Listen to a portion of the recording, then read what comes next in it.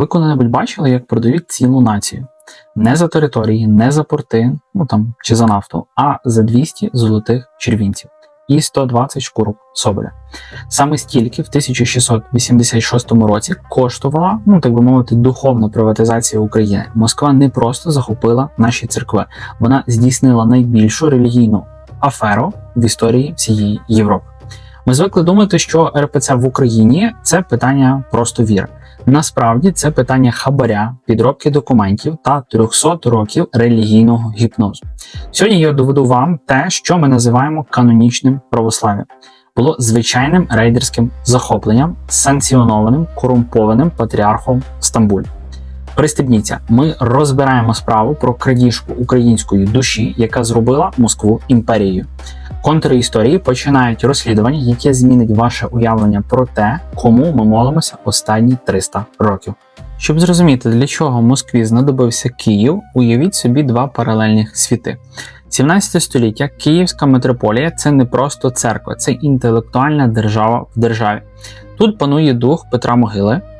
Наші священники вільно говорять латиною, грецькою та польською. Вони знають філософію Арістотеля, читають європейські новини і дискутують про те, чи обертається земля навколо сонця. Київська митрополія – це територія свободи. Митрополитів тут обирають голосуванням вірян і козацтва. Це була справжня релігійна демократія, якої Європа ще не бачила. У нас церква була частиною суспільства, а не батогом у руках царя. А тепер подивимося на південь. Що таке Московія того часу? Це країна, де будь-яка освіта вважалася підозрілою.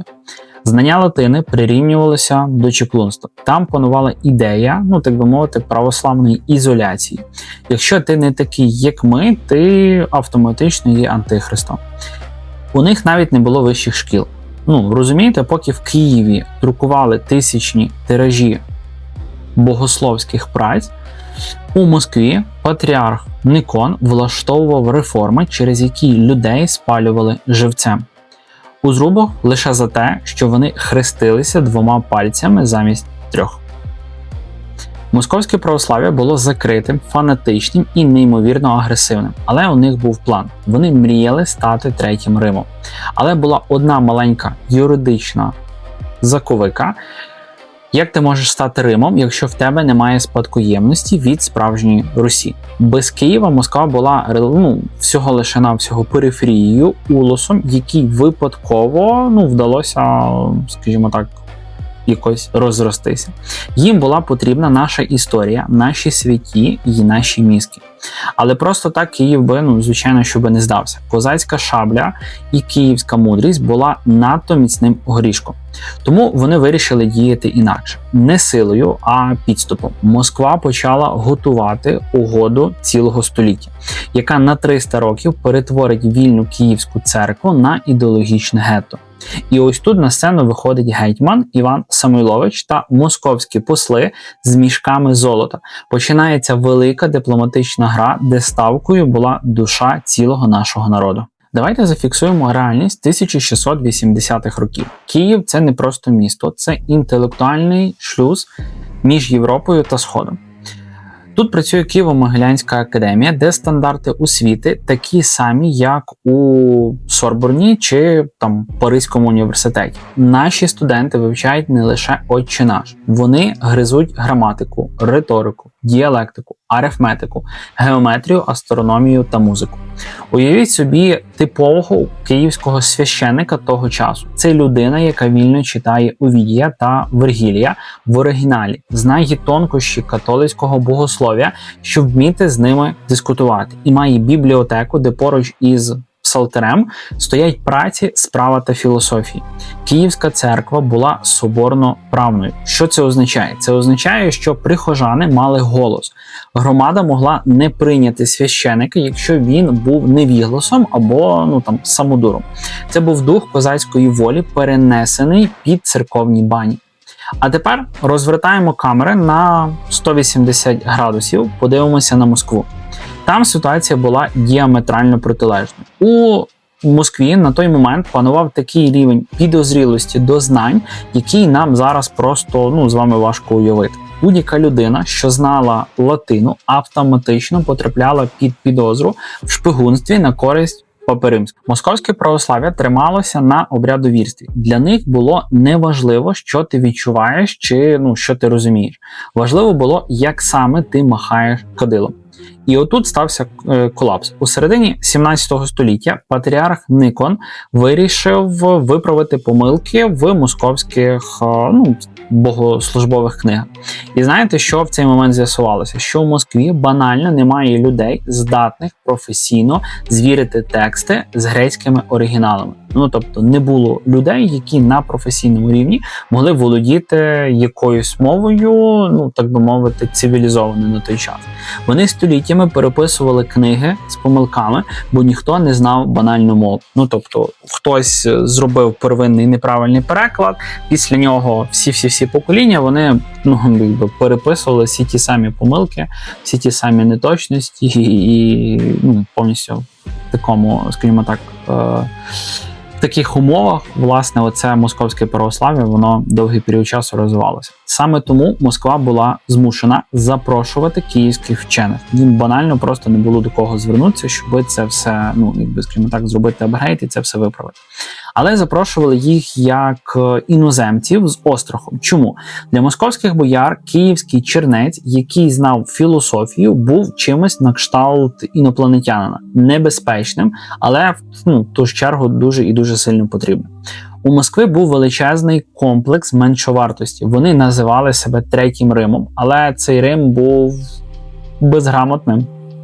У них не було історії, яка б напряму пов'язувала їх з апостолами. Усі їхні святині були вторинними. Що в той час відповідності Київ. Софія збудована в 11 столітті. У Києві лавра з нетлінними мощами святих, про які знав весь християнський світ. Москва розуміла, поки Київська митрополія канонічно належить Константинополю, вона залишається частиною європейського світу. Вона суб'єктна. Вона має право на власну думку, а головне, київські ієрархи не збиралися цілувати чобіт московському царю. Для Кремля це була просто екзистенційна загроза. Чому? Якщо вони не піднімуть себе скажімо так, під Київську церкву, їхні претензії на спадщину Русі автоматично просто розсипаються як картковий будинок. Їм потрібен був юридичний доказ того, що Київ – це їхня вотчина. Але була певна проблема. Вселенський патріарх у Стамбулі ніколи б не віддав таку перлину добровільно по своїй власній волі. Канони, банально це просто забороняли. Тож Москва вирішила змінити правила гри. Якщо не можна за законом, треба через корупцію. І ось тут ми підходимо до моменту, коли релігія закінчується і починається банально просто чистий кримінал. Москва відправляє до Стамбула, так би мовити, своїх дипломатів в рясах із дуже специфічним багажем. Це були не ікони, це були мішки з золотом і хутром. Отже, переносимося у 1685-1686 роки. У Москві розуміють, штурмувати Київську митрополію канонічними методами, це дохлий номер. Вселенський патріарх ніколи не віддасть таку територію добровільно, просто так, бо Москві захотілося. Але Москва знає слабке місце Стамбула того часу, гроші та геополітика. Головним оперативником в цій всій справі стає московський посол Нікіта Алєксєєв. Його завдання – не переконати патріарха, а банально його просто купити. Але напряму до патріарха йти небезпечно, звичайно, тому Москва діє через турецьку владу. Посли їдуть до великого візира Османської імперії. Уявіть собі цей сюрреалізм. Православна Москва просить мусульманського візира натиснути на православного патріарха, щоб той віддав Москві Київ. Візир, якому тоді було не до церковних чвар, бо Османська імперія просто тріщала під ударами європейських держав. Просто сказати патріарху Діонісію IV: зроби, як вони просять, нам потрібен мир із Москвою. І ось тут на сцену виходять ті самі 200 золотих червінців. Сьогодні це здається якоюсь певною дрібницею. Тобто, коли ми чуємо слово 200, навіть якщо є приставка золотих, все рівно воно дуже дріб'язково звучить. Але тоді це були просто величезні, колосальні кошти. Плюс ті легендарні 120 соболиних шкурок, Це був люксовий товар 17 століття, валюта, якою Москва розплачувалася за зраду. Патріарх Діонісій, притиснутий до стіни візиром і спокушений золотом, підписує потрібний документ. Але навіть останні підкупу греки були хитрими. Якщо ви почитаєте оригінал тієї грамоти, яку, скажімо так, Москва потім 300 років ховала або просто неправильно перекладала, ви побачите там юридичну пастку. Діонісій не передав Київську митрополію у власність Москві. Він лише поставив, і, скажімо так, дозволив московському патріарху висвячувати київського митрополита. І при цьому поставив жорстку умову. На кожній службі в Києві перше має згадуватися Вселенський патріарх, а вже потім московський. Це була не передача територій, це була тимчасова довіреність просто банально на адміністрування. Як оренда квартири, яку ти не маєш права перепродувати. Тобто ви можете платити за оренду, ви можете жити в орендованій квартирі, але власник то залишається, скажімо так, не ви. Але Москва сприйняла це як дарчу. Як тільки грамота потрапила до рук царя, про перше згадування Константинополя забули ж наступного дня. Але карма наздогнала Діонісія дуже швидко, майже миттєво. Як тільки в Константинополі дізналися про цей гешефт, зібрався собор. Діонісія звинуватили в симонії. Це страшний церковний гріх, продаж церковних посад за гроші. Його з ганьбою зняли з престолу одразу через рік. Грецька церква де-факто визнала цю угоду нікчемною ще в 17 столітті.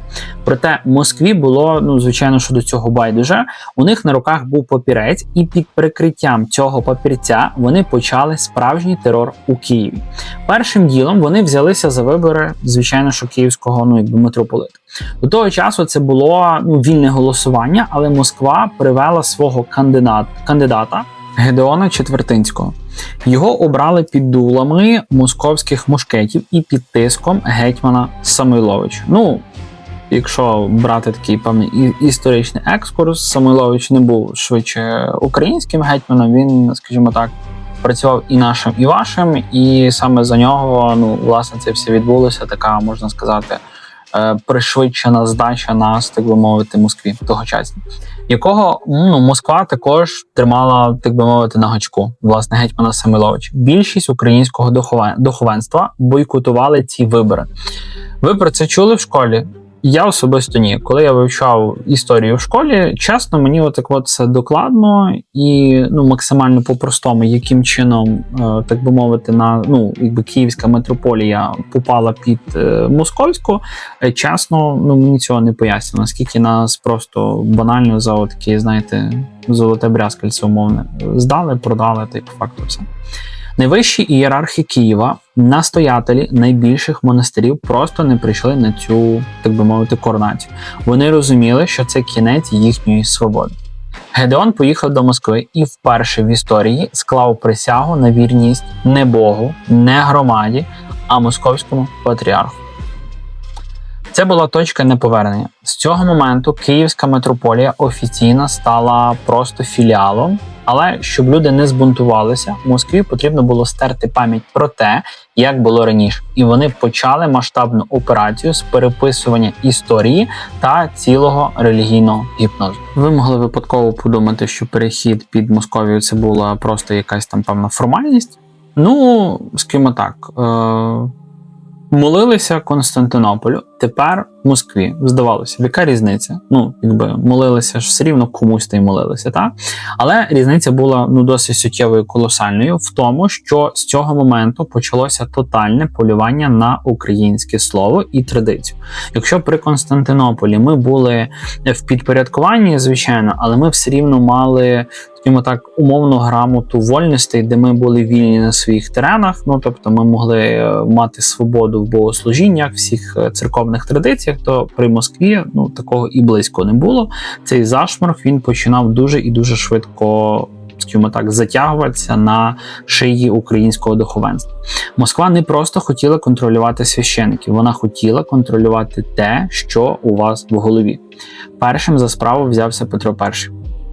Саме той, кого в російських підручниках називають великим реформатором. Я це візьму в лапки, бо він тільки для них був реформатором, для нас це був Кат, і той Петя, він нічого доброго для нас не зробив.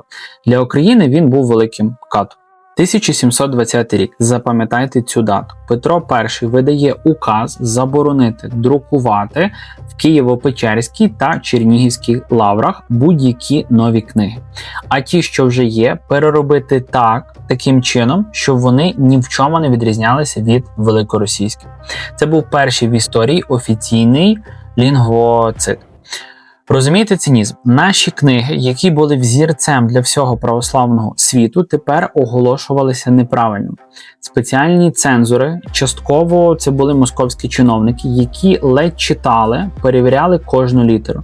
Якщо вони бачили українські наголоси, якщо бачили наші традиційні церковні терміни, які відрізнялися від їхніх косих, кривих, карявих московських, книгу одразу забороняли. Але це було тільки півсправи. Москва панічно боялася українського наголосу. Ви знали, що українська церковно-слов'янська мова звучить зовсім інакше, ніж російська? У нас була жива традиція вимови. Москва ж нав'язала свій варіант, який ми зараз знаємо як синодальний. Вони буквально ламали щелепи нашим священикам, змушуючи їх говорити по-московськи. А далі більше. Почалося вилучення книг. Старі українські требники та молитовники, за якими молилися покоління козаків, вилучалися з парафій і, на жаль, спалювали. Або замикали в дальніх архівах, щоб ніхто не бачив ніякої різниці. Замість них завозили московські, так би мовити, і справлені видання. Імена виконавців цього культурного терору мають бути відомі. Наприклад, такий собі Самуїл Миславський, київський митрополит, призначений згори, який у 1780-х роках остаточно запровадив у Києво-Могилянській академії викладання виключно російською мовою. Уявіть, в самому серці української освіти, де століттями звучала латина і наша рідна мова, тепер дозволяли тільки язик імперії. Це не була боротьба за віру, це була боротьба за те, щоб українець, приходячи в церкву, чув не свій голос, а голос господаря з Петербургу. Церкву перетворили на інструмент русифікації. Саме в цей період з церковних стін почали здирати наші унікальні козацькі розписи, так зване козацьке бароко. Воно здавалося Москві надто яскравим, надто вільним, надто не таким. Його замазували білим вапном або просто перемальовували у похмурому казенному стилі імперії. Ми втрачали свою візуальну культуру, свою мову молитви і свою інтелектуальну еліту. Українських вчених продовжували викачувати на північ. Найкращі випускники Могилянки ставали єпископами в Сибіру, на Уралі, в Петербурзі, де-небудь, лиш би не в Україні. Вони будували ту імперію, поки вдома, в Україні, їхній народ перетворювали на кріпаків. І ось тут ми підходимо до найстрашнішого, коли церква перестала бути просто чужою і стала поліцейською. Зараз я розповім вам про указ, який зробив священника офіційним агентом спецслужб. І це не метафора. Тепер ми підходимо до моменту, який назавжди змінив ДНК православної церкви під окупацією Москви, коли релігія перестала бути про Бога і стала про державний розшук. 1721 рік. Петро І остаточно ліквідує посаду патріарха. Замість нього створюється, так би мовити, святійший правительствуючий синод. Але не обманюйтесь назвою. Це не було зібрання святих отців. Це було звичайне державне міністерство. Знаєте, хто був головним у цьому, так би мовити, міністерстві? Обер-прокурор. Світський чиновник, часто просто кадровий офіцер, який приходив на засідання синоду в мундирі та при шпазі. Уявіть собі, військові генерали вказують єпископам, як їм тлумачити Біблію. Але справжній жах почався наступного року. 1722 рік видається додаток до духовного регламенту. Цей документ офіційно скасував таємницю сповіді.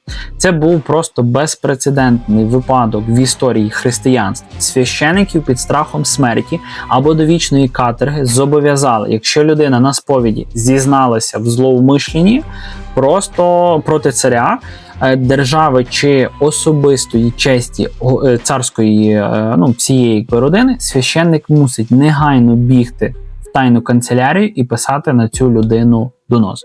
Тобто, ви були віруючою релігійною людиною, ви прийшли в церкву до того якогось там священника висповідатися, у вас можуть бути якісь думки, не ті, образно, ще щось, так далі, так далі. Ви щось не те могли сказати, довіритися якомусь тому дякові, якомусь тому священнику, він в той же ж вечір чи на наступний ранок він біг в тайну канцелярію і писав вам смертний вирок, або вас могли всією сім'єю вислати до Сибіру. Розумієте, що це означало? Власне, для українців того часу. Кожна церква перетворилася на пункт збору інформації для спецслужб. Сповідь – це те, що мало бути найінтимнішим моментом спілкування з Богом. Вона стала капканом для українців. Якщо козак під час сповіді сказав, що не згоден з указами царя або симпатизує, не дай Бог, Мазепі, його доля була вже вирішена. Патонець, який щойно відпустив гріхи, ставав головним свідком обвинувачення на тортурах. Це зламало довіру до церкви на покоління вперед. Але Москва на цьому не зупинилась. Після поразки Мазепи під Полтавою, в 1709 році почалося справжнє полювання на мазепинський дух. В українській парафії масово почали призначати благонадійних священиків за меж України. Приїжджали люди, які не розуміли нашої культури, вони не розуміли українців, вони ненавиділи наше волелюбство і дивилися на паству як на потенційних зрадників. У церквах запровадили обов'язкові молебні за царя та анафеми українським героям. Знаменита анафема Івану Мазепі, яку в московських церквах виголошували понад 200 років. Це був акт чистого політичного терору. Українців змушували проклинати свого ж власного лідера у своїх же ж власних храмах. Це був вищий ступінь психологічного зламу. Ви запитаєте, як же українські ієрархи? Хіба вони мовчали?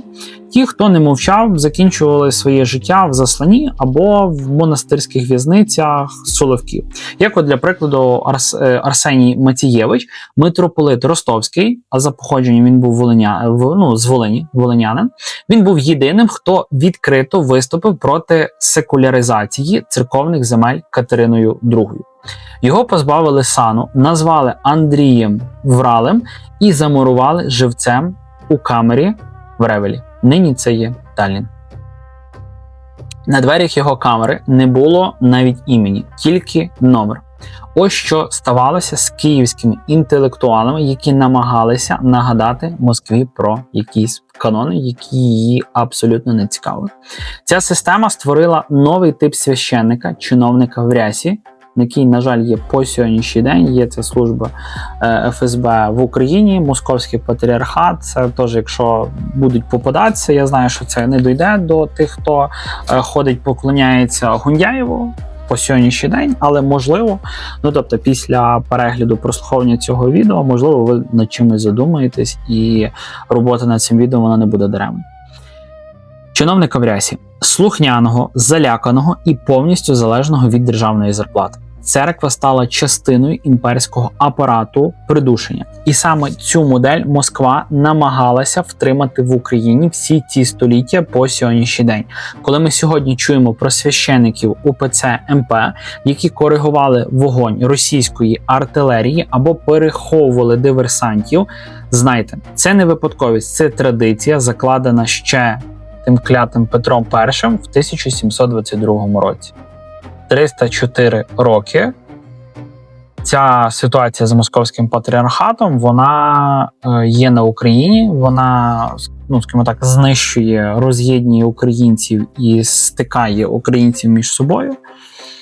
Таким чином, підходимо до фіналу. Останній блок про те, як цей релігійний гіпноз, так би мовити, працює сьогодні. І як нам нарешті вийти з цієї 300-літньої афери. Тож давайте підіб'ємо підсумки цього 300-літнього, так би мовити, детективу. Що ми маємо в сухому залишку?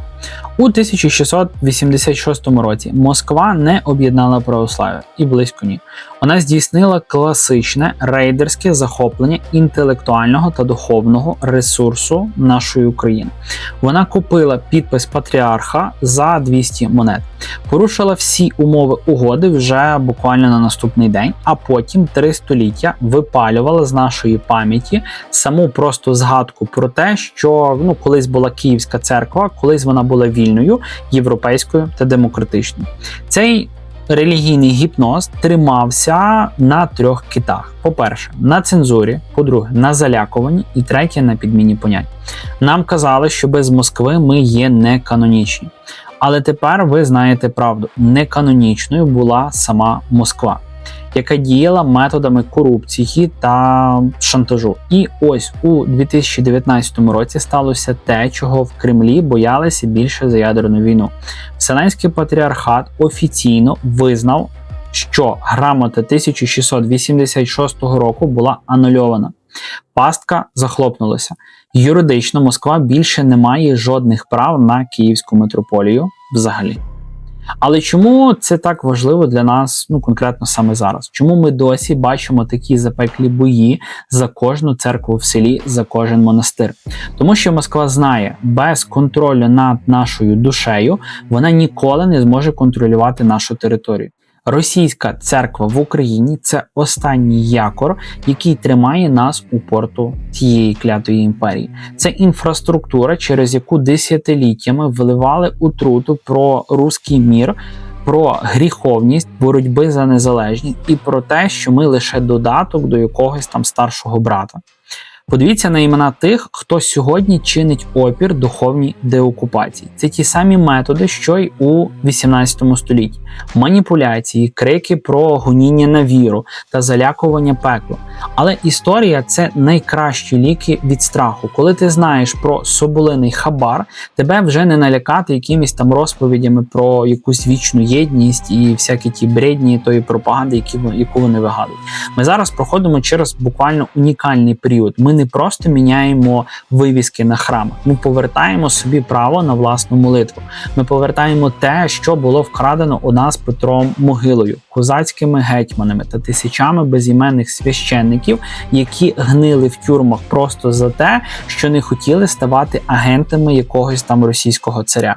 Духовна незалежність – це такий самий суверенітет, як і державні кордони там 91-го року. І цей кордон тепер проходить через серце кожного українця. Ми нарешті виходимо з цієї темної кімнати, де нас тримали 340 років. І світло, яке ми бачимо, це не просто вогонь свічки. Це світло правди, яку нарешті стає гучною. Я хочу, щоб ви зробили одну річ після цього відео. Зайдіть у коментарі та напишіть, що саме сьогоднішніх фактів вразило вас найбільше. Можливо, там це був соболиний хабар, там про скасування таємниці сповіді, чи просто про те, як греки зняли у цього патріарха, корупціонера, вже через там буквально рік. Ваша активність допомагає цьому розслідуванню підійматися в трендах, більша кількість людей зможе побачити це відео. Можливо, хтось побачить це відео і він реально задумається, він з того московського клятого там патріархату перейде там в українську канонічну церкву. У нас менше буде в країні ватників, у нас менше буде тих придуркуватих людей, які, не знаю, стоять і життя вони готові віддати за якогось попа московського, який завтра ж на них наведе ракету, і в їхнє там село, в їхню хату прийде руський мір, вб'є когось з родини, з сім'ї, а ви будете як ті вівці, як то стадо, йти молитися тому ж самому, московському попові, який на службі в Гундяєва і в того патріарха ви ще ходите молитися. Я взагалі не знаю, як можна ходити молитися на якогось, старого маразматика, за яким вже не то, що пекло, я не знаю, які там кола аду за ним плачуть, просто в яких мухах воно має страдати, як воно закликає до, росіян до війни проти України і відповідності до вбивства українців, а ті ж українці ходять і кожну там неділю на, не знаю, сповіді і моляться за того, їхнього патріарха клятого. просто такі речі, вони дивують, як в 26-му році, в наших сучасних реаліях, подіях це ще досі може тривати. Тому поставте вподобайку цьому відео, діліться цим відео з тими, хто досі вагається, хто досі ходить в той московський патріархат, він ще досі думає, що він входить в якусь церкву, він просто входить в, скажімо так, філію ФСБ, він ходить туди, носить пожертвування, і відповідності на ті його пожертвування, тут руський отой московський мір, він досі, от вже там майже 40 років незалежності України, він досі тут свої метастази, як та ракова пухлина, в нашу Україну заносить оті всі свої. Правда визволяє. А ми з вами покоління, яке нарешті розриває ланцюги 1686 року. Слава Україні! Підтримуйте ЗСУ, переходьте з московського патріархату в українську канонічну церкву або в греко-католицьку і бережіть себе від московського патріархату.